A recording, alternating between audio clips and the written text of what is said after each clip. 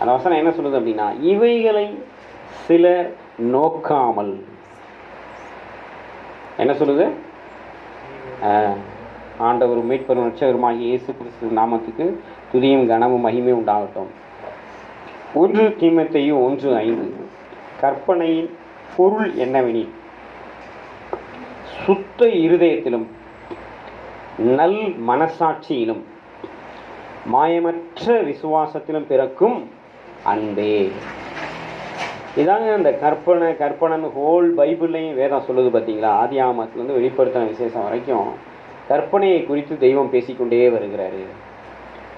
ஆனால் இங்கே புதிய ஏற்பாட்டு சபைக்கு தீமோத்தேயுக்கு எழுதின நிருபத்தில் அப்போஸ்தலனாகிய பவுல் மூலமாக இதுதான்ப்பா இந்த கற்பனைன்னு சொல்கிறாங்களா, அதோட அர்த்தம் இதுதான்ப்பா, புரிஞ்சுக்கப்பா அப்படின்னு சொல்லி இன்றைக்கு தேவன் நமக்கும் இதை புரிய வைக்கிறார். கற்பனைனா நீ என்னமோ பெருசாக கற்பனை பண்ணிகிட்டு இருக்காத. உலகத்தில் சொல்லுவாங்கள்ல, உன் கற்பனை ரொம்ப பெருசாக இருக்கே, ரொம்ப கற்பனை பண்ணாத அப்படிம்பாங்கள்ல. அப்போ கற்பனைனா நம்ம என்னன்னு தெரியாமல் கிறிஸ்தவர்கள் என்ன செய்கிறாங்க, ரொம்ப கற்பனை பண்ணிடுறாங்க. பொதுவாக கற்பனைனா நம்ம என்ன நினைக்கிறோம் அப்படின்னா, 10 கற்பனைகள் அல்லது 10 கட்டளைகள், இதை தான் நம்ம நினைக்கிறோம். புதிய ஏற்பாட்டிலையும் கற்பனைகள் இருக்கின்றது. புதிய ஏற்பாட்டில் என்ன இருக்குது? கற்பனைகள் இருக்கின்றது. பழைய ஏற்பாட்டிலையும் கற்பனைகள் இருக்கின்றது. மொத்தத்தில் பொதுவாக கற்பனைனா அதனுடைய அர்த்தம் என்ன? எல்லாரும் சொல்லுவாங்க கற்பனைனா தேவனுடைய வார்த்தை. சந்தேகமே கிடையாது. கற்பனைனா என்னது தான்? தேவனுடைய வார்த்தை தான். தேவனுடைய வாயிலிருந்து வர எல்லா வார்த்தைகளுமே தேவனுடைய வார்த்தை தான். அதுபோல் கற்பனையும் தேவனுடைய வாயிலிருந்து தான் வருது. தேவன் நமக்கு அவருடைய இருதயத்திலிருந்து அவருடைய வாயில் வார்த்தையாக கொடுத்து, அவருடைய ஆவியின் மூலமாக கொடுத்து கற்பனைகளை என்ன செய்கிறாரு, நம்மளை பெற்றுக்கொள்ளும்படி செய்கிறாரு. கொடுக்கிற கற்பனைகள், பொதுவாக கற்பனைகள் என்பது தேவனுடைய வார்த்தை என்று நாம் நினைக்கின்றோம். அப்போ நமக்கு கொடுக்கப்படுகிற கற்பனைகள்லாம் தேவனுடைய வார்த்தையாக இருந்தாலும் அவைகள் கட்டளைகளாக, அவைகள் சட்டங்களாக, லா, அதுக்கு பேர் என்ன சொல்கிறாங்க? லா. அப்போ இது ஏன் இதை லா அப்படின்னு சொல்கிறாங்க? இதை ஏன் சட்டங்கள்னு சொல்கிறாங்க? இதை ஏன் கட்டளைகள்னு சொல்கிறாங்க? இவைகளை ஏன் தேவன் கற்பனை என்று சொல்லுகிறார்? அதனுடைய அர்த்தம் என்ன? இந்த 3 காரியங்கள். கற்பனைகளின் மூலமாக தேவன் நம்மிடத்தில் இந்த 3 காரியங்களை எதிர்பார்க்கின்றார். கற்பனைகளின் மூலமாக முதலாவது தேவன் நம்மிடத்தில் எதிர்பார்க்கிற முதல் காரியம் என்ன அப்படின்னா, சுத்தமான இருதயம். முதல் காரியம் என்னது? சுத்தமான இருதயம். இரண்டாவது காரியம் நல்ல மனசாட்சி. இரண்டாவது காரியம் என்னது? நல்ல மனசாட்சி. மூன்றாவது காரியம் மாயமற்ற விசுவாசத்தினால் பிறக்கும் அன்பு. மாயமற்ற விசுவாசத்தினால் பிறக்கும் அன்பு. சுத்த இருதயம், மாயமற்ற விசுவாசத்தினால் பிறக்கும் அன்பு, நல்ல மனசாட்சி. இது 3ஐயும் என்ன செய்கிறது இல்லையா, புதிய ஏற்பாடு விசுவாசிகளையே சிலர் நோக்குகிறது இல்லையா. அடுத்த வசனம் வாசிங்க பார்ப்போம். 1 தீமோத்தேயு 1:6 வாசிங்க. வீண் பேச்சுக்கு இடம் கொடுக்கறது. எதற்கு இடம் கொடுக்கறது இல்லை? கற்பனைக்கு இடம் கொடுக்கறது இல்லை. ஆனால் எதுக்கு இடம் கொடுக்குறாங்கன்னா, வீண் பேச்சுக்கு இடம் கொடுக்கிறார்கள். வீண் பேச்சு அப்படியே வானத்தை வில்லா வளைக்கிற மாதிரி. என்னது? வானத்தை வில்லா வளைக்கிற மாதிரி. அப்படியே ஆதியாகமத்திலிருந்து வெளிப்படுத்தின விசேஷம் வரைக்கும் அப்படியே கரைச்சி குடித்த மாதிரி பேசுவாங்க. ஆனால் கற்பனையின் பொருள் என்ன? கற்பனையின் பொருள் இங்கே தான் பார்த்தீங்க அப்படின்னா, காலங்காலமாக பிசாசு மனிதனை வஞ்சிக்கிறான். காலங்காலமாக பிசாசு என்ன செய்யறான்? மனிதனை வஞ்சிக்கிறான். எப்படிங்க வஞ்சிக்கிறான்? 7ஆம் வசனம் சொல்லுது பாருங்க. தாங்கள் சொல்லுகிறது இன்னதென்றும் தாங்கள் சாதிக்கிறது இன்னதென்றும் அறியாதிருந்தும் நியாயப்பிரமாண போதகராய் இருக்க விரும்புகிறார்கள். என்னங்க நியாயப்பிரமாணம் தாங்க கற்பனை, நியாயப்பிரமாணம் தானே கற்பனை. நியாயப்பிரமாணத்தை போதகராக இருக்கிறது போய் என்னங்க தப்பாக இருக்கா? ஆனால் கற்பனையின் பொருளை நாம் விளங்கி கொள்ளாமல் நல்லா கவனித்து கேட்கணும். இது ரொம்ப ஆழமான ஒரு சத்தியம். நியாயப்பிரமாண போதகராக இருக்க விரும்புகிறார்கள். நியாயப்பிரமாண எழுத்தை எடுத்து பாருங்க, இந்த வசனம் இப்படி சொல்லுது, இந்த வசனம் இப்படி சொல்லுது, மோசே இப்படி பண்ணாரு, இப்படிலாம் விவரித்து காண்பிக்க விரும்புகிறவர்கள் என்ன செய்கிறாங்களாம், தாங்கள் சொல்லுகிறது இன்னதென்றும் தாங்கள் சாதிக்கிறது இன்னதென்றும் அறியாது இருக்கிறார்கள். என்னங்க அது? என்னங்க அறியாது இருக்கிறாங்க? என்னங்க அறியாது இருக்கிறாங்க அப்படின்னா, சுத்த இருதயத்தை அறியாது இருக்கிறாங்க. ரெண்டாவது, நல்ல மனசாட்சியை அறியாது இருக்கிறாங்க. மூணாவது, மாயமற்ற விசுவாசத்தினால் பிறக்கும் அன்பை அறியாது இருக்கிறார்கள். ஆதியிலிருந்தே இந்த காரியம் நடந்துகிட்டே வருது. ஆதியிலிருந்தே, ஏதேன் தோட்டத்திலிருந்தே பாருங்க. தேவன் ஏதேன் தோட்டத்தில் ஆதாமுக்கும் ஏவாளுக்கும் அவங்களுக்கு கொடுத்த கற்பனை என்ன தெரியுமா? நீங்கள் இந்த பழத்தை புசிக்காதீங்க, நன்மை தீமை அறியத்தக்க விருட்சத்தின் கனியை புசிக்காதீங்க, புசிக்கும் நாளிலே சாகவே சாவீர்கள். ஆனால் தோட்டத்தில் இருக்கிற சகல விருட்சத்தின் கனியை நீங்கள் புசிக்கலாம், ஜீவ விருட்சத்தின் கனியை நீங்கள் புசிக்கலாம். இதுதான் தேவன் அவங்களுக்கு கொடுத்த கற்பனை. ஆனால் உள்ள பிசாசு பூந்து அவங்களுக்குள்ளே இருக்கிற அந்த சுத்த இருதயத்தை கெடுத்து, அவங்களுக்குள்ளே இருக்கிற அந்த நல்ல மனசாட்சியை கெடுத்து, அவங்களுக்குள்ளே இருக்கிற அந்த மாயமற்ற விசுவாசனால் பிறக்கிற அன்பையும் கெடுத்ததுனால அவர்கள் என்ன செய்கிறாங்க அப்படின்னா, கற்பனையை விட்டு விலகுகிறார்கள். கற்பனையை விட்டு விலகினதுனால அவங்களுடைய வாழ்க்கையில் என்ன நடந்தது அப்படின்னா, ஏதேன் தோட்டத்தை விட்டு துரத்தப்பட்டார்கள். இது அவங்களுக்கு கொடுக்கப்பட்ட காரியம். இஸ்ரவேலரை நீங்கள் நோக்கி பார்த்தீங்க அப்படின்னா, இஸ்ரவேலருக்கு தான் இன்னும் சொல்லப்போனால் நுணுக்கமாக நம்ம பார்க்கும்போது அவங்களுக்கு தான் கற்பனைகளும் கட்டளைகளுமே கொடுக்கப்பட்டுச்சு. புறஜாதிகளுக்கெல்லாம் என்ன செய்யப்படலை. அவங்களுக்கெல்லாம் புறஜாதிகளுக்கெல்லாம் நல்லது கெட்டது எதுவோ அது உனக்கு நல்லதாக பிறகு செய், கெட்டதாக பிறகு செய்யாது, அப்படி அவங்க வாழ்ந்துகிட்டு இருந்தாங்க. ஆனால் இவங்களுக்கு அப்படி கிடையாது. ப்ராப்பராக என்ன செய்யணும், நீ இப்படி தான் செய்யணும், உன் குடும்பத்தை இப்படி தான் நடத்தணும், நீ தேவனை இப்படி தான் ஆராதிக்கணும், உன் சமுதாயத்தில் வாழும்போது நீ இப்படி தான் வாழணும் அப்படின்னு சொல்லி சில கற்பனைகளையும் கட்டளைகளையும் தேவன் யாருக்கு கொடுக்குறாருன்னா இஸ்ரவேலருக்கு தான் கொடுக்குறாரு. ஏன் கொடுக்குறாரு அப்படின்னா, இந்த 3 காரியங்களை ஆதாரமாக வச்சு கொடுக்குறாரு. தேவன் இஸ்ரவேலரிடத்தில் எதிர்பார்த்தது முதலாவது என்ன அப்படின்னா, சுத்த இருதயம். ரெண்டாவது, நல்ல மனசாட்சி. மூணாவது, மாயமற்ற விசுவாசத்தினால் பிறக்கும் அன்பு. இங்கே 3 காரியத்தை வாசிக்கிறோம். இன்னும் இதிலே கற்பனையின் பொருளே இன்னும் அநேக காரியங்கள் இருக்குது. கற்பனையின் பொருளே 21 காரியங்கள் இருக்குது. அதில் 3 தான் இங்கே நம்ம பார்க்குறோம். ஆனால் இந்த இஸ்ரவேலர்கள் என்ன செய்கிறாங்க அப்படின்னா, அந்த நியாயப்பிரமாணத்தை மீறுகிறார்கள். நியாயப்பிரமாணத்தை என்ன செய்கிறாங்க? மீறுகிறார்கள். நியாயப்பிரமாணத்தை மீறுகிறார்கள். கற்பனையை கைகொள்ளலை அவங்க. ஆனால் அவங்க இந்த நியாயப்பிரமாணத்தை குறித்து என்ன செய்கிறாங்க அப்படின்னா, மற்ற புறஜாதிகளை விட உலகத்திலே கடவுள் எங்கள் கூட தான் பேசியிருக்கிறார், நாங்கள் தான் கடவுளுடைய சனங்கள், அதில் மேன்மை பாராட்டுறாங்க, பெருமைப்படுறாங்க. ஆனால் தேவன் கொடுத்த அந்த கற்பனையை கைகொள்றதுல அவங்களுக்கு என்ன இல்லை, மனசு இல்லை. அதனால அந்த வசனம் சொல்லுது, தாங்கள் சொல்லுகிறது இன்னதென்றும் தாங்கள் சாதிக்கிறது இன்னதென்றும் என்ன செய்யறது இல்லையா, அறியாது இருக்கிறார்கள். அவங்க என்ன போதகராக இருக்கிறார்களாம்? நியாயப்பிரமாண போதகராக இருக்கிறார்கள்.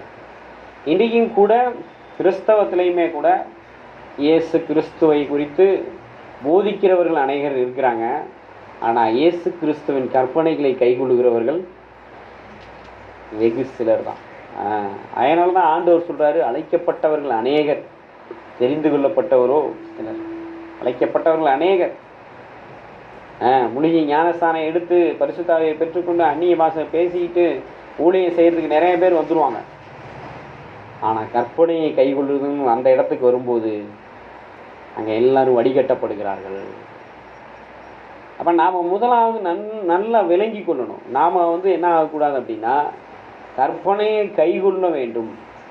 நாம் என்ன செய்யணும்? கற்பனையை கைகொள்ளணும். கற்பனையை கைக்கொள்ள வேண்டும். அப்போ முதல்ல கற்பனையை கைக்கொள்றதுன்னா அதுக்கு என்ன வேணும் அப்படின்னா சுத்தமான இருதயம் வேண்டும். என்ன வேணும்? சுத்தமான இருதயம் வேண்டும். அப்போனா என்னது? நம்ம மனசை, நம்ம எண்ணங்களை சுத்தமாக வச்சுக்கணும். நம்ம மனசை, எண்ணங்களை என்ன எப்படி வச்சுக்கணும்? சுத்தமாக வச்சுக்கணும். தீமையான எண்ணங்களுக்கு நம்ம மனசில் என்ன செய்யக்கூடாது? இடம் கொடுக்கக்கூடாது. அநேக காரியங்கள் வேதத்தில் இருக்குது. தீமையான எண்ணங்கள், கெட்ட சிந்தனைகள், கெட்ட நினைவுகள், கெட்ட யோசனைகள், கெட்ட எண்ணங்கள், இதெல்லாம் இருதயத்தில் இருக்கிறதான அசுத்தங்களாக இருக்கிறது. இதெல்லாம் இருதயத்தில் இருக்கிறதான அசுத்தங்கள். அப்போ என்ன செய்யணும்? இருதயத்தை சுத்தமாக வைக்கணும். அப்படின்னா அதை முதலாவது சுத்தமாக்கணும். இருதயத்தை என்ன ஆக்கணும்? சுத்தமாக்கணும். மனசை சுத்தமாக்கணும். நம்ம மனசில் இருக்கிறதான தேவனுக்கு பிரியமில்லாத எண்ணங்களை எல்லாம் நினச்சி அதுக்காக நம்ம கர்த்தர்கிட்ட என்ன செய்யணும் அப்படின்னா மன்னிப்பு கேட்டு அவருடைய ரத்தத்தினால கழுவப்பட ஒப்பு கொடுக்க வேண்டும். இதை நிச்சயமாக நம்ம செஞ்சே ஆகணும். என்ன செய்யணும்? நிச்சயமாக இதை செய்யணும். நம்ம மனசு இயேசு கிறிஸ்து ரத்தத்தினால என்ன செய்யப்படணும்? கழுவப்பட வேண்டும். ஏன்னா வேதம் சொல்லுகிறது ஆத்துமாவுக்கு குற்ற நிவர்த்தி எதுதானா? ரத்தம். ஆத்துமாவுக்கு குற்ற நிவர்த்தி என்னது? ரத்தம். அப்போ எண்ணங்களில் இருக்கிறதான குற்றங்களை நிவர்த்தி செய்யணும் அப்படின்னா அதுக்கு இயேசு கிறிஸ்துவின் ரத்தம் தெளிக்கப்பட வேண்டும். இது ஒன்று. ரெண்டாவது என்ன அப்படின்னா வேதத்தை தியானம் பண்ண வேண்டும். சுத்த இருதயங்கிறது எப்போ வரும்? வேதத்தை தியானம் பண்ணுகிறதன் மூலமாக வருகிறது. வேதத்தை தியானம் பண்ணுறதுனா என்னது? கண்ணு வழியா, காது வழியா வசனத்தை மனசுக்குள்ளே கொண்டு போகிறது. புரியுதா? இப்போ ஒரு பக்கெட் இருக்குதுன்னு வைங்களேன், அதுக்குள்ளே நல்லா அழுகுன பொருள்களெல்லாம் தூக்கி போட்டிங்கன்னா அந்த பக்கெட் என்னவா மாறும்? கெட்டு போனால் அழுகுன பொருள்களில் ஒரு பக்கெட்டாக இருக்கும். அதே பக்கெட்டை நல்லா சுத்தமாக கழுவிட்டு அதுக்குள்ளே கொண்டு போய் நல்ல ஒரு தங்க செயினையும் வைரத்தையும் வச்சா அது என்னவா மாறும்?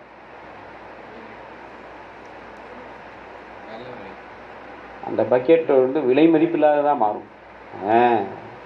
அப்போ நம்ம இருதயமும் கூட அப்படி தான். நீங்கள் உங்கள் கண்ணால் பார்க்குறது, காதால் கேட்குறது எல்லாம் அசுத்தமான காரியங்களாக இருந்துச்சுன்னா அது பூரா உங்கள் மனசில் போய் உங்கள் மனசை என்ன ஆகும்? குப்பை கூலமாக மாற்றும், குப்பை காடாக மாற்றும். அசுத்த ஜந்துக்களும் அருவருக்கத்தக்க கெட்ட நாற்றமும் கெட்ட ஒரு இருதயமாக மாற்றிடும். அதே நம்ம இருதயத்தை நல்ல விலை உயர்ந்த நல்ல மதிக்க முடியாத காரியங்களை உள்ளே கொண்டு போய் வச்சோம் அப்படின்னா அந்த இருதயம் விலை மதிக்க முடியாத சுத்தமான இருதயமாக மாறுகிறது. அந்த இருதயம் என்ன இருதயமாக மாறுது? சுத்தமான இருதயமாக மாறுகிறது. நீங்களே யோசிச்சு பாருங்க. ஒரு டப்பா அழுக்கு பிடிச்சி துரு பிடிச்சி ஒட்டரை பிடிச்சி போய் கிடக்குது. அதில் போய் நீங்கள் நகையை வைப்பீங்களா? அந்த டப்பாவை எடுத்து நல்லா கழுவி அதை சுத்தமாக இது பண்ணி ஒரு மரப்பெட்டியாக இருக்குன்னா அதுக்கு நல்லா வார்னிஷ்லாம் அடித்து அதை நல்லா அந்த டப்பா அந்த இதெல்லாம் லாக்கெல்லாம் சரி பண்ணி அதுக்கு ஒரு புது பூட்டு வாங்கி வச்சு அதுக்குள்ளே தான் போய் என்ன செய்வீங்க? பத்திரமா அதுக்குள்ளே என்ன செய்வீங்க? 1 கிராம் தங்கத்தை கொண்டு போய் வைப்போம். ஏன்னா நீங்கள் 1 கிராம் தங்கம் எவ்வளவு விலை ஜாஸ்திங்க. அப்போ தேவனுடைய வார்த்தை அதை விட விலை ஜாஸ்தி. அப்போ இருதயத்தில் கொண்டு போய் தேவனுடைய வார்த்தையை நீ வச்சேன்னா உன் இருதயம் சுத்த இருதயம். தேவனுடைய வார்த்தையை தியானம் பண்ண வேண்டும். முதலாவது இயேசு கிறிஸ்து ரத்தத்தினால் தேவனுடைய வார்த்தையினால நம்ம என்ன செய்யணும்? இயேசு கிறிஸ்து ரத்தத்தினால நம்ம இருதயத்தை சுத்தமாக்க வேண்டும். ரெண்டாவது அந்த சுத்த இருதயத்தில் விலை மதிக்க முடியாத வசனங்களை கொண்டு போய் வைக்க வேண்டும். ஒரு நாளைக்கு நீங்கள் எவ்வளோ நேரம் பைபிள் வாசிக்கிறீங்களோ, எவ்வளோ நேரம் வேதத்தை தியானம் பண்ணுறீங்களோ அதை பொறுத்து உங்களுடைய இருதயத்தின் சுத்தம் அளவிடப்படுகிறது. ஏங்க இருதயம் எப்போதுமே சுத்தமாக இருக்காதா? இருதயம் எப்போதுமே சுத்தமாக இருக்காது. இருதயம் எப்போதும் சுத்தமாக இருக்காது. ஏன் தெரியுமா? அந்த இருதயத்தினுடைய அந்த அந்த தன்மை என்ன தெரியுமா? அது திருக்குள்ளதும் மகா கேடுள்ளதுமாக இருக்கிறது. அது எப்படி இருக்குதா? திருக்கு அப்படியே ரொட்டேட் ஆகிட்டே இருக்கும், சுழட்டுக்கிட்டே இருக்கும். அப்படி ஒரு காரியத்தில் அதை நிலைவரப்படுத்தணும். அது எந்த காரியம் அப்படின்னா தேவனுடைய வார்த்தை. தேவனுடைய வார்த்தை. யோவான் 17:17 சொல்லுது. அங்கே இயேசு சொல்லுகிறாரு, உடைய வசனமே சத்தியம், உடைய சத்தியத்தினால் என்ன செய்யணுமா? பரிசுத்தமாக்கும். உடைய வசனமே சத்தியம், உடைய வசனத்தினால என்ன செய்யும்? பரிசுத்தமாக்கும். அப்போ அந்த வசனம் எந்த இருதயத்துக்குள்ளே இருக்குதோ அந்த இருதயம் சுத்த இருதயம். சரி, வசனம் எந்த இருதயத்துக்குள்ளே இருக்குது எப்படிங்க கண்டுபிடிக்கிறது? வசனத்தை குறித்த எண்ணங்கள் வருகிறது, வசனத்தை குறித்த சிந்தனைகள் வருகிறது, வசனத்தை குறித்த யோசனைகள் வருகிறது. பார்த்தீங்களா? எண்ணம் போல வாழ்க்கை. தமிழ்நாட்டில் சொல்கிறாங்களா, மனம் இருந்தால் மார்க்கம் உண்டு. அப்போ நம்ம இருதயத்தில் வசனம் இருந்துச்சு அப்படின்னா நம்ம சிந்தனைகள் ஆவின் சிந்தனைகளாக இருக்கிறது. நம்ம எண்ணங்கள் தேவனுடைய எண்ணங்களாக மாறுகிறது. இந்த எண்ணங்கள் யாருடைய எண்ணங்களாக மாறுது? தேவனுடைய எண்ணங்களாக மாறுது. அப்போ நம்ம இருதயம் எப்படிப்பட்ட இருதயம் அப்படின்னா சுத்தமான இருதயம். நம்ம இருதயம் எப்படிப்பட்ட இருதயம்? சுத்தமான இருதயம். அதைத்தான் ஆண்டவர் நம்மள்ட்ட எதிர்பார்க்கிறாரு, சுத்த இருதயம். ஒரு வசனத்தை கூட நீங்கள் வாசித்து பாருங்கள். மூன்றாவதாக சுத்த இருதயத்தை குறித்து நம்ம பார்க்குறோம். சங்கீதம் 19:9 எடுத்து வாசிங்க. சங்கீதம் 19:9. சுத்த இருதயத்துக்கு 3 காரியங்களை பார்த்துருக்குறோம். ஒன்று, இயேசு கிறிஸ்து ரத்தத்தால் கழுவப்பட வேண்டும். இரண்டாவது, தேவனுடைய வார்த்தையை கொண்டு போய் இருதயத்தில் வைக்க வேண்டும். மூன்றாவது, சுத்த இருதயம்னா என்ன? சங்கீதம் 19:9 எடுத்து வாசிங்க. கர்த்தருக்கு பயப்படுகிற பயம் சுத்தமும் என்றென்றைக்கும் நிலைத்திருக்கிறதுமாயிருக்கிறது. போதும். அப்போ இந்த வசனத்தை நம்ம என்ன விளங்கி கொடுக்குறோம் அப்படின்னா, யாருடைய இருதயத்தில் கர்த்தருக்கு பயப்படுகிற பயம் இருக்கிறதோ அந்த இருதயம் தாங்க சுத்த இருதயம். அதேனா கர்த்தருக்கு பயப்படுற பயம். கர்த்தருக்கு பயப்படுற பயம்னா நீதிமொழிகள் 8:13 சொல்லுது, தீமையை வெறுப்பதே. தீமையை வெறுக்கணும். தீமையை என்ன செய்யணும்? வெறுக்கணும். தீமைனா என்னதுங்க? நல்லா கவனமாக கேளுங்க. ஒன்று, பிசாசு. தீமைனா என்னது? பிசாசு. ரெண்டாவது, பொல்லாத மனிதர்கள். எழுதிக்கோங்க. ரெண்டாவது என்னது? பொல்லாத மனிதர்கள். மூணாவது என்ன அப்படின்னா பொல்லாத குணங்கள், தீமையான குணங்கள். ஒன்று என்னது? தீமைனா என்னது? ஒன்று பிசாசு. ஏன்னா அவன் முழுவதுமாகவே அவன் தீமையானவன் தான், பிசாசு. ரெண்டாவது தீமையான மனிதர்கள். அது யாருங்க தீமையான மனிதர்கள்? அநியாயமாக கோவப்படுறவங்க, பொறாமப்படுகிறவங்க, கெட்ட வார்த்தை பேசுகிறவங்க, சண்டை போடுகிறவங்க, இச்சையில் விழுந்து கிடக்கிறவங்க, பிசாசுக்கு அடிமையாக இருக்கிறவங்க பூராமல் யார் தான்? தீமையான மனிதர்கள், பொல்லாத மனிதர்கள். மூணாவது தீய குணங்கள், கோபம், சண்டை, பொறாமை, இதெல்லாம் என்னவா இருக்குது? எரிச்சல், பகைமை, வெறுப்பு, கசப்பு, இதெல்லாம் என்னவா இருக்குது? தீய குணங்கள். இந்த மூணுமே என்னதான் அப்படின்னா தீமை தான். பெருமை, ஆணவம், கருவம், அகங்காரம், இதெல்லாம் தீய குணங்கள். புரியுதா? அப்போ இதுக்கு எல்லாத்துக்கும் ஒரு ஊடகம்னு ஒன்று இருக்குது. என்னது? ஒரு ஊடகம்னு சொல்லி ஒன்று இருக்குது. இப்போ பாருங்க, நம்ம கையில் ஒரு பைபிள் இருக்குதுல்ல, இது என்னதுங்க? இது இதன் வழியாக, ஊடகம்னு என்னது? அது ஒரு கருவி. சரிதா? அப்போ ஊடகம்னா இது மூலமாக தேவன் நம்மோடு பேசுகிறார். அல்லேலூயா. புரியுதுங்களா? இப்போ நான் சொன்னேன் பார்த்தீங்களா, இந்த 3 காரியங்கள். ஒன்று என்னது? பிசாசு. இன்னொன்று என்னது? பொல்லாத மனிதர்கள், தீய மனிதர்கள். பொதுவாக மனிதன் சொல்லக்கூடாது, தீய மனிதர்கள். ரெண்டாவது தீய குணங்கள். மூணாவது தீய குணங்கள். இது எல்லாத்துக்கும் ஊடகமாக இருக்கிறது என்ன தெரியுமா? அதுதான் விக்கிரகம். அதுதான் என்னது? விக்கிரகம். உலக பிரகாரமான விக்கிரகங்கள் எல்லாமே தீமைக்கு ஊடகமாக இருக்கிறது. என்னது? கிறிஸ்தவ விக்கிரகங்களாக இருக்கட்டும், இந்து விக்கிரகங்களாக இருக்கட்டும், எந்த விக்கிரகமாக இருந்தாலும் சரி, அது தீமைக்கு என்னவா இருக்குது?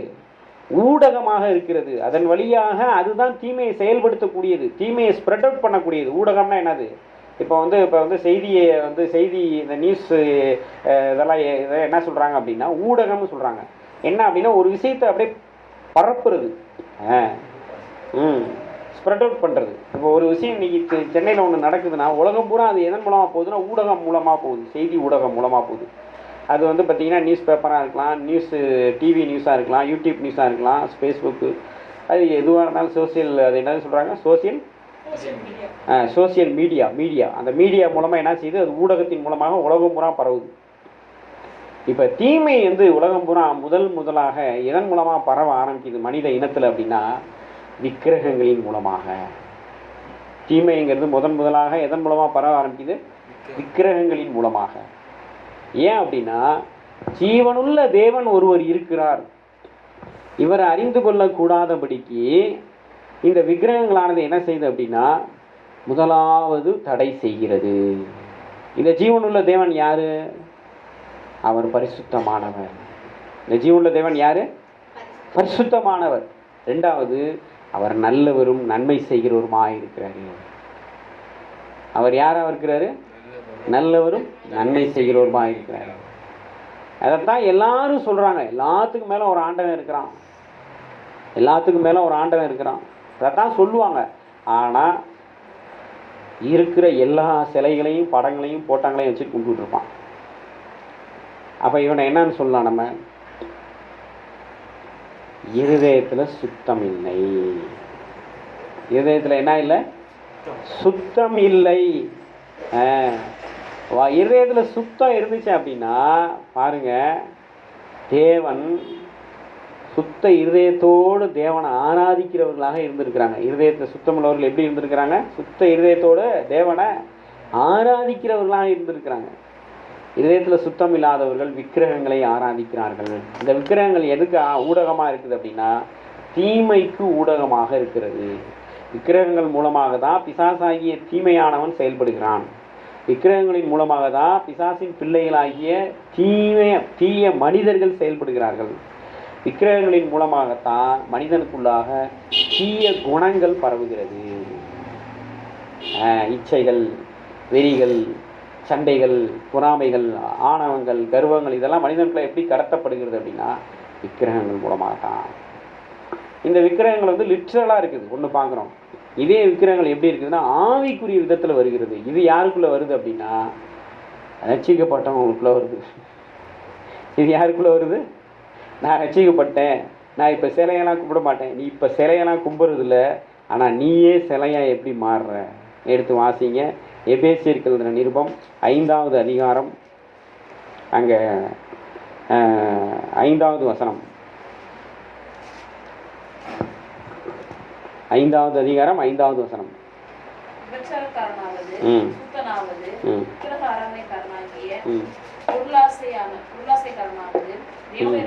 இப்போ பொருள் ஆசை ஏங்க சுத்த இருதயம் தாங்க. இயேசுவோட ரத்தத்தினால கழுவப்பட்டேன். ஞானஸ்தானம் எடுக்கிறதுக்கு முன்னாடி என்ன செய்கிறோம்? பாவங்களை எல்லாம் அறிக்கை செய்கிறோம், ஞானஸ்தானம் எடுக்கிறோம், இருதயத்தை என்ன செய்கிறோம்? சுத்தமாக்கிக்கிறோம். ஞானஸ்தானமே எடுத்துக்கிட்டோம், விசுவாசமும் வந்துருச்சு. அப்புறம் தொடர்ந்து வேத வசனத்தை வைக்காததுனால இந்த இருதயத்துக்குள்ளே என்ன வருது? மெல்ல ஒரு பொருளாசைங்கிற ஒரு விக்கிரகம் வருகிறது. இது கண்ணுக்கு தெரியாது. இது என்னது? நம்ம இந்த விக்கிரகங்கள், சிலைகள் இதெல்லாம் கண்ணுக்கு தெரியும். ஆனால் இந்த விக்கிரகம் பார்த்தேன் அப்படின்னா கண்ணுக்கு தெரியாது. உள்ளுக்குள்ளே அப்படியே டாவாக வந்துடும். உட்காந்துக்கிட்டு என்ன செய்யும்? விசுவாசிகளையும் ஊழியர்களையும் என்ன செய்யுது? ஆட்டி படைக்கிறது. அந்த இருதயத்தை சுத்தத்தை என்ன செய்யுது? கெடுக்க செய்கிறது. இருதயத்தின் சுத்தத்தை என்ன செய்யுது? கெடுக்கிறது. இருதயத்தை அசுத்தமாக்குகிறது. இருதயத்தை என்ன செய்யுது? அசுத்தமாக்குகிறது. இந்த மாதிரி ஆசை, இச்சைகள். அடுத்தது இந்த ஆசை என்னவா மாறுது? சுவாசிக்குள்ள இச்சைகளாக மாறுகிறது. ஆசைக்கும் அடுத்தது என்ன இருக்குது? தொடர்பு இருக்குது. இச்சை. ஆசைக்கு அடுத்த லெவல் இச்சை. இச்சைக்கு அடுத்த லெவல் என்னவா மாறுது அப்படின்னா அது பாவமாக மாறுகிறது. பாவமாக மாறும்போது அவன் என்னவா மாறுறான் அப்படின்னா மீண்டும் பாவியாக மாறுகிறான். மீண்டும் பாவியாக மாறும்போது அவன் யாராக மாறுறான் அப்படின்னா தீய மனிதனாக மாறுகிறான். அவன் யாராக மாறுறான்? ஆகையினால தான் கற்பனையின் பொருள் என்ன தெரியுமா? எனக்கு பைபிள் எடுத்து எனக்கு இதை தெரியும் அது தெரியும் பேசுறது கிடையாது. ஏன்னா தாங்கள் சொல்வது என்னதென்றும் தாங்கள் சாதிக்கினது அறியாது இருக்கிற நியாயப்பிரமாண போதகராக நம்ம இருக்கக்கூடாது. நாம் எப்படி இருக்கணும் அப்படின்னா என் மனசை நான் சுத்தமாக வச்சுக்கணும். மனசை எப்படி வச்சுக்கணும்? முதல் காரியம் சுத்த இருதயம். அதில் தான் கொஞ்சம் நேரம் இப்போ நம்ம தியானம் பண்ணியிருக்கிறோம். என்ன தியானம் பண்ணியிருக்கிறோம் அப்படின்னா இயேசு கிறிஸ்து ரத்தத்தினால தினந்தோறும் நம்முடைய இருதயத்தை கழுவ வேண்டும். ஒன்று. ரெண்டாவது, நம்முடைய இருதயத்தில் கண்கள் வழியாக காதுகள் வழியாக உலக காரியங்களை யூடியூப்பில் போய் கேமில் போய் ஃபேஸ்புக்கில் போய் ஷார்ட்ஸில் போய் மணிக்கணக்காக கொண்டு போனீங்கன்னா அது தீய இருதயமாக அசுத்த இருதயமாக மாறிடும். அதை தான் நமக்கு சமூக தப்பத்திலையும் கர்த்தர் நமக்கு உணர்த்தி கொடுத்தார். உலகத்தில் உள்ளவைகளையும் அன்பு கூறாதீர்கள். ஏன்னா உலகத்தில் ஒருத்தன் அன்பு கூறுதான் பிதாவின் அன்பு அவனுக்குள்ளே இருக்காது. பிதாவின் அன்பு இல்லைன்னா இருதயம் கெட்டு போயிடும், அசுத்தமாக போயிடும். வேதத்தை வாசிக்கிறத விட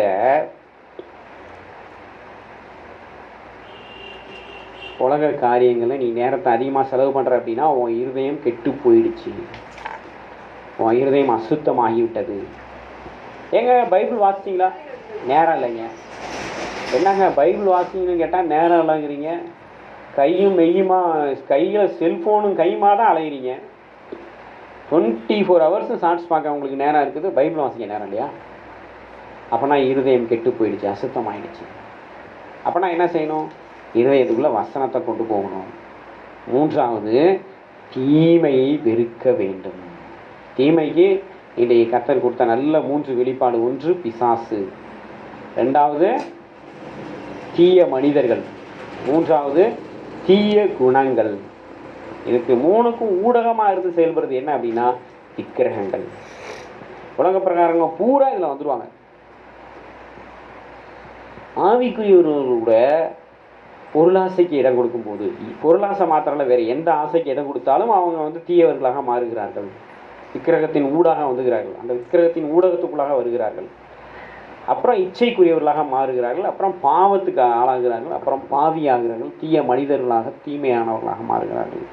இந்த நிலைமைக்கெலாம் நம்ம போகாமல் இருக்கணும் அப்படின்னா தொடர்ந்து நம்ம இருதயத்தை இயேசு கிறிஸ்து ரத்தத்தினால கழுவணும். வசனத்தை கொண்டு போய் இருதயத்தில் அதிகமாக வைக்க வேண்டும். வசன தியானம் இருக்க வேண்டும். வசன தியானம் இருக்க வேண்டும். வசனத்தை கண் வழியாக காது வழியாக உள்ளத்துக்குள்ளே கொண்டு போகும்போது தான் நம்ம வேலை செஞ்சுட்டு இருந்தால் கூட நம்ம மனசில் என்ன ஓடும்? வசனம் ஓடும். அதுதான் சுத்த இருதயம். வசனத்தை பற்றிய நினைப்பு, வசனத்தை பற்றிய யோசனை, வசனத்தை பற்றிய சிந்தனை இருந்தால் தான், எண்ணம் இருந்தால் தான் அந்த இருதயம் தான் சுத்த இருதயம். இது எண்ணத்தை தான் நமக்குள்ள ஒரு தாக்கத்தை கொண்டு வருது அப்படின்னா தீமையை வெறுக்க செய்கிறது. மொத்தத்தில் இது என்ன செய்யுது? தீமையை வெறுக்க செய்யுது, கர்த்தருக்கு பயப்பட செய்யுது. அந்த இருதயம் தான் சுத்த இருதயம். ஆமாம், தீய மனிதர்களை வெறுக்க செய்யுது. தீய மனிதர்களை வெறுக்க செய்யுதுன்னா என்ன அர்த்தம்? அவங்கள்ட்ட இருக்கிற தீய குணங்களை வெறுக்க செய்யுது. தீய குணங்களை வெறுக்க செய்யுதுன்னா என்ன அர்த்தம்? தீயவனாகிய பிசாசை வெறுக்க செய்கிறது. நல்லா விளங்கி கொள்ள வேண்டும். இன்றைக்கு இந்த காரியத்தை மாத்திரம் நான் நல்லா புரிந்து கொண்டு விளங்கி கொண்டு ஒப்பு கொடுத்தவர்களாக நம் கிருபாசன நேரத்தில் தேவனை நோக்கி நம்ம ஜெபிக்க இருக்கிறோம். முன்னதாக நம்ம ஒரு சிறிய ஜெபத்தை ஜெபித்துட்டு கர்த்தருடைய பந்திக்குள்ளாக நம்ம கடந்து போக இருக்கிறோம். தேவ கிருபையினால் நம்ம எல்லோரும் எழுந்து நிற்போமா? 4 பேர் எல்லோரும் எழுந்து நிற்போம். ஆண்டவரை நோக்கி பார்ப்போம். அன்பின் ஆண்டவரே, எங்களுக்குள்ளாக ஒரு சுத்த இருதயத்தை கொடுங்க ஆண்டவரே. கர்த்தருடைய பந்தியில் பங்கு பெற போக இருக்கிற நாங்கள் சுத்த இருதயம் எங்களுக்கு வேணும் ஆண்டவரே. சுத்த இருதயம் ஆண்டவரை நோக்கி கேட்போமா? கற்பனையின் பொருள் என்னவெனில் வேத வசனம்